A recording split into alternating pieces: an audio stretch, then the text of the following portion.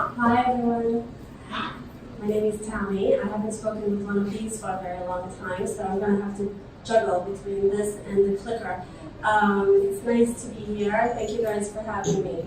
A little bit about UX Alley.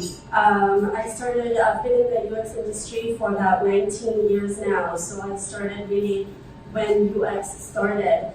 Just happened to fall into the right job at the right time, and it got my career kick-started. About 9 years ago, I started my own consulting business. We're a very small but very unique group. We work with B2C and B2B international clients. Everything that we do is human-centered design. We focus on the user journey from beginning to end. And we create digital solutions. So pretty much, we're going to talk a lot about eCom today, but our group really handles anything that is on the computer and human-faced. So we have a lot of different clients. We handle things from discovery. We're doing a lot of user testing to really figure out what works, what doesn't work. We work with companies that already have running products or startups that just have an idea. We help them get it from the ground up. Let's see, we're doing a lot of information architecture, anything that has to do with large taxonomy trees. We handle all the wireframes, all the annotations. We work a lot with many different development teams. We don't have developers on board with us, but we partner up with different development teams. We create the design, the branding. We work a lot with Google Analytics, and so this is a whole cycle that just keeps going for us on all of the projects we have.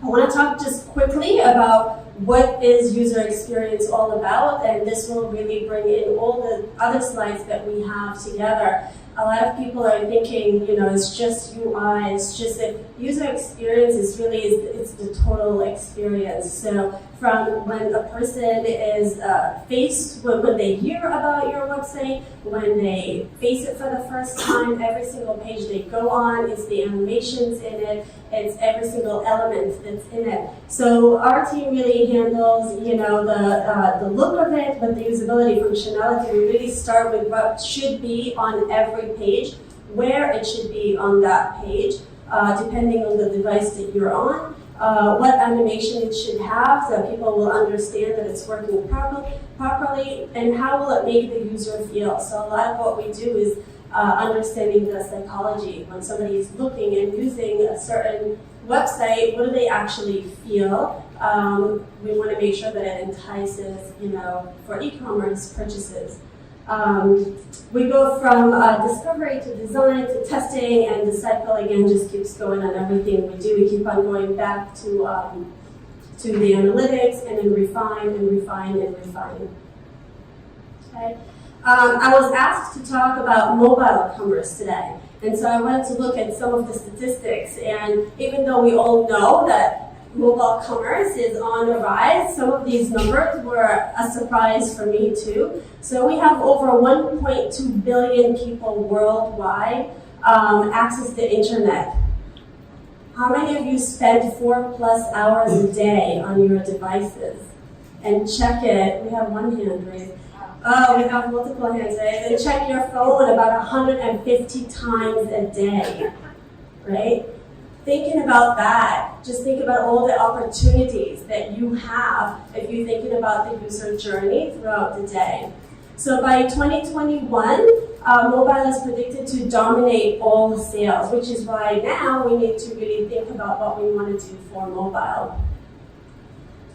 But it's not quite correct to think about things as mobile first or mobile only. What happens is mobile first started to really get people trained, thinking about how to prioritize elements and how to trim down content and take away elements that are not necessarily there. But what happens is when people think mobile first, a lot of the times they run out of budget, and then their desktop ends up looking a lot like their mobile. So, and that's not necessarily good for the overall experience. So what we want to really think about is mobile is important for sure, and that's what we're talking about, but it's journey-driven design. We really want to think about where the user is while they use your application, right? And if talking about mobile, one example is going to be if I walk into Macy's and I happen to have my phone and I really want to look something and I check Macy's on my device, I want to see the daily deals come up. I don't want to see their homepage come up,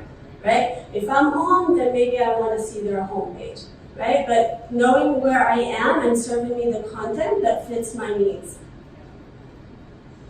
Okay? So the second tip we're going to talk about is intuitive navigation. I know in UX, everything we talk about is almost like second nature, but that's the idea of it. It needs to be intuitive, right? So it feels like second nature. But planning navigation systems is not always easy to do, especially when we're talking about large department stores. And you have to think about the number of levels you're going to have. What else needs to be there? What does the user needs to see? Do they come to the navigation looking for something specific? Most likely not. They probably will use the search feature for that, and we'll talk about search. So there's top 2 reasons people will not purchase, and it's because they can't find what they're looking for. It's our job to make sure they're finding their way on the navigation. Here in some of these examples, this is Newegg. How many people know Newegg? Right? A lot of Newegg customers, they come in there, they already know what they want. They're there to find the best deal. So they're most likely going to look and dive into the search feature. If you're looking at their navigation, it's really kind of difficult. You have to click on category, which is not even the first thing in line. And then when you click into category, this is their navigation. And both sets of the screens can scroll up and down. So it's really quite confusing if you don't dive in through the navigation. Okay. Those are 3 large department stores. We have Target, Macy's, and Bloomingdale's. If you have to shop for women, what is the first thing that's going to come to your mind? Is the label women. In the case of Target, you would have to click in categories, and it's kind of going to be difficult for you to even realize that because they decided to do away with the caret that tells you there's more under here. So they decided to get creative for the sake of usability. And there are ways to still stay elegant and make sure to keep usability intact.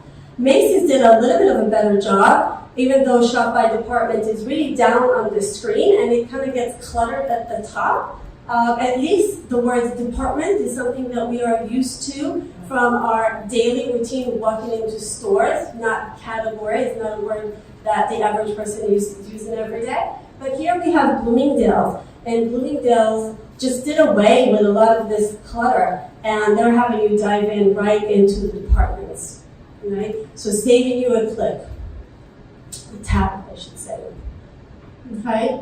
We want to make sure that your search is fruitful. A lot of people, you have 2 different types of persona. They're either going to browse by going through the navigation, or they're going to dive right into the search because they have something specific in mind that they are looking for. A lot of the sites, you come in to search and they don't give you the best results, not something that's going to lead to a transaction.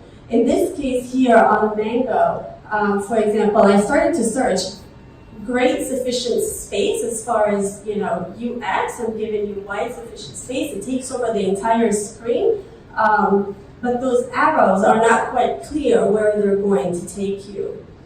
Right? Is it specific products? Are these categories? And look over there at the top, where it looks like you're searching in a specific category. And if you try to search for just a red shirt that is unisex, you're not able to do that. You're locked into a specific experience. With search, we want to make sure that it's definitely visible. There's always the question, should I just use the magnifying icon or should I have the field that's open? It really depends on your target audience. Are 80% of them going to dive into search? Then give it to them open right away so it saves them a click. If it's a 50-50, then you have, as long as those magnifying glasses are easy to find, and then on the first tap you spread open and then you allow them sufficient space to type, it's great. You want to create focus and an easy way to get out of that mode. Nike did a really great job with their search.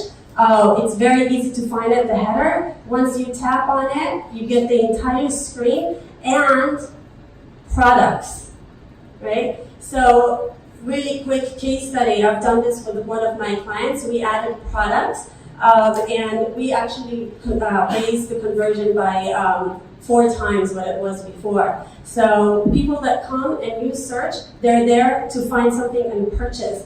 Make sure you give them some of these products, give them prices, it will lead them to the product immediately. Prioritization. Mobile first is all about prioritization. That's really tough to do, especially if you're working with other people who really believe that what they feel should be visible first, right? So what I always do, this is really easy to mess up this exercise, but what I always do is I literally write down the list. You want to make sure you do this for the entire page or for the section that you are working on. I list everything that I need to prioritize. And in this case, it's just a small box of product, right? Look at all the things that this is Best Buy decided that you need to see on this product. It's almost like being in Times Square. Now, all of this information is important, but you could do a better job. This is VH photo, right? Same product, same information. They did away with add to cart because most likely you're not going to add to cart something like a tablet that you need to read a little bit more on before you make that purchase. So there are things you can do away, and this is where you really need to think about the user journey and what makes sense for them to do. This is not a $20 t-shirt. This is, a $769 or 200 plus product. You want to make sure that they will go into the product details page, and this is where they can do the compare. This is where they can do the adds to cart. Okay? This is also a huge interplay of the design fundamentals, playing with typography, playing with styles, spaces. This is what we do in the UI part. We push some elements forward, the ones that are really important for us to note right away when you scan the page quickly, and then we receive other elements to the back. They're still on the page, but they're not as visible. If you look at Best Buy, you have the links that are blue that you're going to catch your attention right away. You have bright green colors, you have red sale tags, and the yellow add to cart. Everything is sort of coming at your face all at once, and it's hard for you as a user to absorb that information.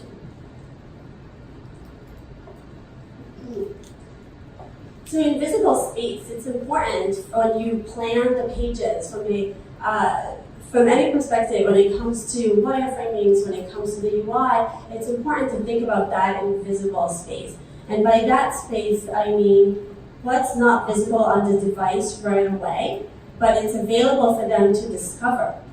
Okay? So here we're talking about the carousels, the tabs, anything that you're going to expose in progressive disclosures. What's really important is to make sure that people know that it's there. Everybody that's using mobile devices, have been using it long enough, especially people we're probably in this room targeting for, that they know to swipe up and down, left and right. But if they don't see that something is there, they're not going to feel engaged enough to do so. Okay? So in this case, obviously, very clear. We have the left and right arrows. It's very clear that you can swipe back and forth. But even if those were not there, the images on the left and right of that, right, makes you feel like you're missing something. You want to swipe. You want to see what else is there. We have two different examples here. We have Burberry and this carousel right here. Okay, so let me do this. We have this carousel right here, which definitely has a beginning and no end. So it makes you feel like, you definitely want to swipe to see what else is there. But look at this one, right? You may not realize that this bar goes along with these two images. And because they are so centered on the screen and nothing looks like it gets cropped, you may not realize to swipe left and right on there. The same type of graphic though on this type of image works great, right? Why? Because this is the PDP page, this is the product details page, and this is where we sort of expect already to have additional views of that product, okay? Also the proximity, the bar is right on top of the image. It's something that we notice right away. Some additional carousels and utilizing that invisible space. Right there you see the filters at the top, right? You see that they have that arrow. This is a kind of something new that started fairly recently in the last few months. Instead of hiding the filters on the PLP page in a filters link that then opens up or drops out all your filters, you'll see more and more sites now having the filters exposed at the top, and then you just scroll through them. It sort of keeps the rhythm going and allows you to tap into things very quickly. And here you have a size chart. The size chart, if you can imagine something like what you used on desktop, right? 800 pixels, 1,000 pixels. Now we have to fit it into a small device, right? But as long as you have something that's being cropped, people will know to swipe through it. Progressive disclosures, this is something that we see a lot on the product details pages, where you get into menus that say the product details or read the reviews, and then you tap it and it opens up. In this case, ASOS did a really nice job. It's not necessarily menus that you have to open up. You get to start to read a little bit about the product, and they dim down and have a lower opacity on the content, and then show more. That show more is very clear, it's large enough. It doesn't take away from ads to bad, but it's definitely prioritized secondary in there, but it's not something that you can miss. You simply can't scroll anymore unless you actually tap that.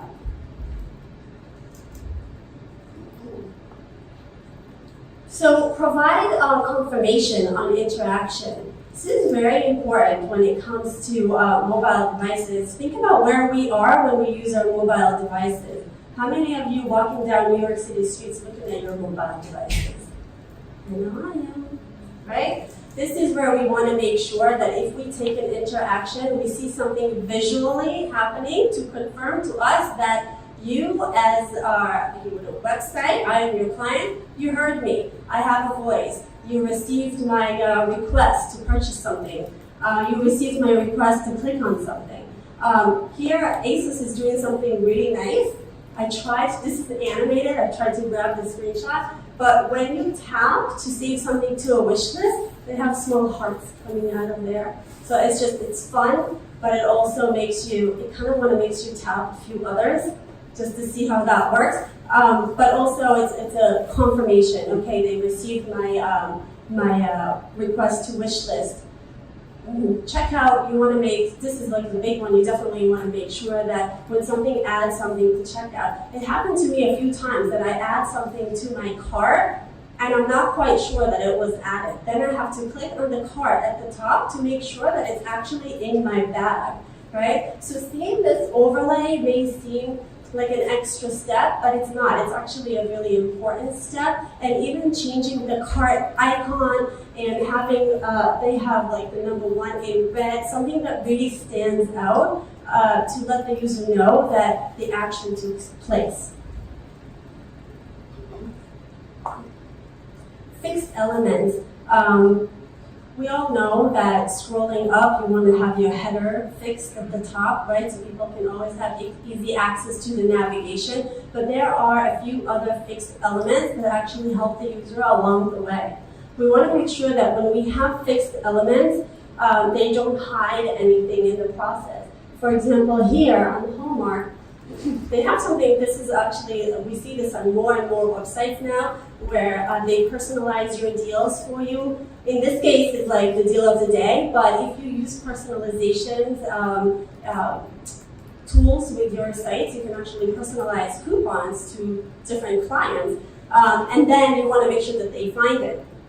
Here you just tap this, it comes up and it gives you all of your coupons, but in this case, it's fixed to the bottom, as well as feedback, which is also fixed to the bottom, right? And now they're sort of overlapping each other very close as far as tapping into the wrong element. You may not want to tap into feedback, but you definitely will want to tap into seeing what your coupon is. Fixing filters. when scrolling up and down, there's a lot of times what happens is you scroll really long PLP pages, product listing pages, and then you want to filter. You realize, oh my God, there's so much to look at here. And then you have to scroll all the way to the top to filter, and then you start to look at things again. So anchoring and fixing that filter area is really useful on mobile devices. Cutting out all the clutter, right? We don't want the users to feel like they're in Times Square. This is what thinking mobile and simplification is all about.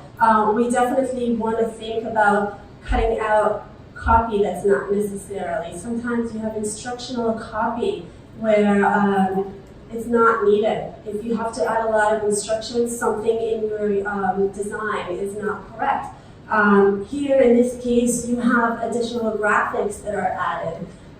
Every time our eye and brain need to absorb additional information, is delayed response for you to actually have the right thing to lead you to the next stage. So cutting out those elements. Now we're not saying to cut out all the graphics out there because we are personalizing our look and feel, and we want to make sure that each website looks different and it's not just copy-paste. But we also want to make sure that when we add visuals, that they are meaningful to us. When the images become too small, they're too difficult for us to even understand what they are when we scan pages quickly. This is actually a pharmaceutical company in Israel, equivalent to a CVS or Walmart here. And this is their homepage. And while they have extremely clean brand look in their stores, this is what their mobile homepage looks like. And their navigation is just, you can scroll through these. So it's, needless to say, overwhelming, but all those images, look at how much attention it takes for you to actually absorb what they are. Accessibility. You definitely want to make sure that you are thinking about accessibility. Not every designer loves to think about it because they don't want to be limited by thinking about which colors to choose or which colors to put together, how much space. They want to be very creative. But we definitely want to make sure that we are thinking about accessibility and where we can, right? Well, there's laws out there. You definitely want to think about all of that. But where you can, make your impact on accessibility, okay? We want to make sure that you know your target audience, right, and the level of expertise on websites to make sure that they will know to use the tools that you give them. Everything that you do, always think about spaces, make sure that everything is finger touch friendly, and that you underline links. So many people just put in links in blue and they don't underline them. This woman, I actually took a picture of her in Central Park, and I actually came up to her and I asked her, what is the matter? Like, what is she using? Is the font too small? Right away, I thought the fonts were too small. The problem is that she has a disease, something that's wrong with her eyes. She cannot see certain colors, right? And that color happened to be blue, right? So she couldn't see links that are blue. So it's important to think about those things. Just because you make, it used to be as long as it's blue, we know it's a link. It's not true for many people, right? Font sizes, we want to make sure that they're large enough. And when all that fails, there are some accessibility plugins that you can add to your applications that help people with different types of accessibility issues. This is St. Laurent. If you look, this is their main navigation. I tap the navigation. This is why there is an X at the top. And see how much space there is. It may be a little too difficult to see on a screenshot like that, but on your devices, check out St. Laurent and tap into that navigation. With my finger, and my hands are not large, I can cover 3 of these items with just the tip of my finger, right? So even for me, it's really difficult to tap into the correct category that I want to go into. And this was just for the sake of design, just because smaller fonts appeals to them. And yes, often it makes something look more elegant, but there are ways, just like increasing the line spacing in this case, to be better, to do better on this, right? The middle image, if we're thinking about color blindness and color harmony for this thing, but really for accessibility is color blindness. There are colors that really will not mesh well together and people will not be able to see the differences. So the top banner that has 4 buttons, they are way too close to one another to tap one and not the other, right? And also the colors don't have enough contrast between them, right? And here, this was just a mistake that I happened to catch. But really what happens is the navigation, the search, and the logo, they're at the top, they're there. And when you scroll up, this is Carolina Lemke, it's a fairly new site, and when you scroll up, they're all in black and very noticeable. But there was a mismatch. The person that designed the banner and uploaded the banner did not think of how much this banner is covering and what is it covering, right? And in this case, it's really difficult to see what's there. And last but not least, what I want to talk about is personalized. We have such limited space and such limited time, specifically when it comes to mobile, and so many external voices and things that happen around us when we use our mobile devices. We want to make sure that you take the opportunity to personalize the content. What does that mean? It means if I go into Macy's, I don't want to see the same products that you're seeing because I'm a woman of a certain age and you're a man of a certain age. I want you to track the users, find out their purchase history, their browsing history, suggest products that fit what they're willing to spend based on things that they've shopped for in the past. Present me colors that I've browsed for before. Right? So think about all the personalization options that you have out there and the different ways to do that and serve content that really fits the person that is using it. This way, on the little space that you have, you'll be exposed to it much faster and you'll make the sale much faster. Okay? If you have any questions, I'm happy to answer. This is it. Give it up to Tammy Guy.